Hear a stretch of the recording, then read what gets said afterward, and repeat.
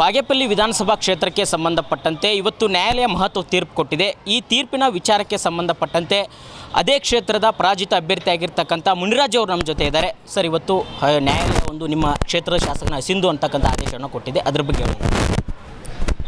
ಅವ್ರು ಮಾಡಿರ್ತಕ್ಕಂಥ ಏನು ಭ್ರಷ್ಟಾಚಾರ ಇರ್ಬೋದು ಮತ್ತು ತಪ್ಪು ಮಾಹಿತಿ ಇರ್ಬೋದು, ಸರ್ಕಾರಕ್ಕೆ ವಂಚನೆ ಮಾಡಿರ್ತಕ್ಕಂಥದ್ದು ಇರ್ಬೋದು, ಏನು ನಾವೆಲ್ಲ ಕೋರ್ಟ್ ಮೊರೆ ಹೋಗಿದ್ವಿ ಅದನ್ನು ಇವತ್ತು ನ್ಯಾಯಾಧೀಶರು ಅದು ಎಲ್ಲ ಕರೆಕ್ಟಾಗಿ ಇದೆ ಅಂತ ಹೇಳ್ಬಿಟ್ಟು ಇವತ್ತು ನಮಗೆ ಜಯವನ್ನು ಘೋಷಿಸಿದ್ದಾರೆ. ಅವ್ರನ್ನ ಸಿಂಧು ಮಾಡಿದ್ದಾರೆ.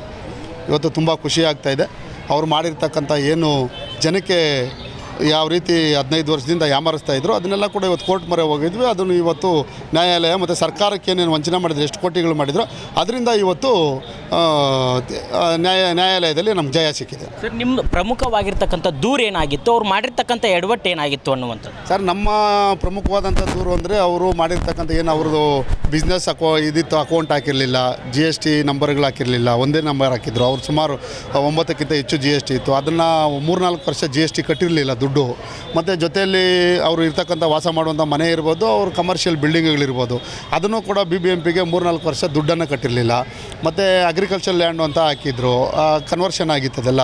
ಮತ್ತು ಕುಣಗಲ್ MLA ಅವರಿಗೆ ಸಾಲ ಕೊಟ್ಟಿದ್ದರು, ಅದನ್ನು ಅವ್ರು ತೋರಿಸಿದ್ರು, ಇವ್ರು ತೋರಿಸಿರಲಿಲ್ಲ.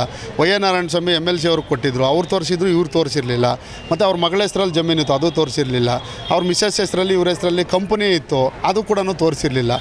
ಮತ್ತು ಅವರು ಇದು ಏನು SBI ಅಕೌಂಟ್ ತೋರಿಸಿದ್ರು, ಕರೆಂಟ್ ಅಕೌಂಟ್ ತೋರಿಸಿರಲಿಲ್ಲ. ಈ ಥರ ಅನೇಕ ಒಂದು ಮಾಹಿತಿಯನ್ನು ಇಟ್ಕೊಂಡು ಅವ್ರು ಹಾಕಿರ್ತಕ್ಕಂಥ ಅಪ್ಡೇಟಲ್ಲಿ ಅವರೇ ಸಿಕ್ಕಾಕೊಂಡ್ರು. ಅವರೇ ಅದನ್ನು ಇವತ್ತು ನ್ಯಾಯಾಲಯದಲ್ಲಿ ಏನೂ ಮಾಡೋಕ್ಕಾಗಿಲ್ಲ. ಯಾಕಂದರೆ ಯಾವುದೇ ಎವಿಡೆನ್ಸ್ ಇಲ್ಲ, ಯಾರು ಸಾಕ್ಷಿ ಹೇಳೋ ಅವಶ್ಯಕತೆ ಇಲ್ಲ, ಅವ್ರ ಕಣ್ಮುಂದೆನೇ ಇದೆ. ಅವರೇ ಮಾಡಿರ್ತಕ್ಕಂಥ ತಪ್ಪುಗಳು, ಅದನ್ನು ಒಪ್ಕೊಂಡ್ರು, ಅದು ವಜಾ ಆಗಿದೆ. ಸರ್, ಅವರು ಇವತ್ತಿನಿಂದ ಶಾಸಕರಲ್ವಾ, ನಿಮ್ಮದು ಮುಂದಿನ ಹೋರಾಟ ಯಾವ ರೀತಿಯಾಗಿರುತ್ತೆ? ಅವರು ಇವತ್ತಿಂದನೇ ಮಧ್ಯಾಹ್ನ 2:15ಗೆ ಅವ್ರದ್ದು ಶಾಸಕತ್ವ ಮುಗಿದೋಯ್ತು. ಕೋರ್ಟ್ ಆದೇಶ ಬಂದ ತಕ್ಷಣವೇ ಅವರು ಬಾಗೇಪಲ್ಲಿ ಶಾಸಕರಾಗಿ, ಮಾಜಿ ಶಾಸಕರಾಗಿದ್ದಾರೆ. ಇವತ್ತು ಅವ್ರಿಗೇನಾದರೂ ಜನಕ್ಕೆ ನಾನು ತಪ್ಪು ಮಾಡಿದ್ದೀನಿ ಅಂತ ಗೊತ್ತಿದ್ದರೆ ಅವ್ರ ಮುಂದಕ್ಕೆ ಯಾವುದೇ ಕಾರಣಕ್ಕೂ ಅವರು ಯಾವ ರೀತಿ ಇದು ಮಾಡಬೇಕು ಅದೇ ಮಾಡಬೇಕು. ಅವ್ರ ಮುಂದೆ ಹೋರಾಟ ಮಾಡ್ತೀವಿ ಅಂದರೆ ನಾವು ಹೋರಾಟಕ್ಕೆ ರೆಡಿ ಇದ್ದೀವಿ. ನಾವು ಯಾವುದೇ ಹಿಂದಕ್ಕೆ ಹೋಗೋ ಜಾಯಮಾನ ನಮ್ಮದಲ್ಲ.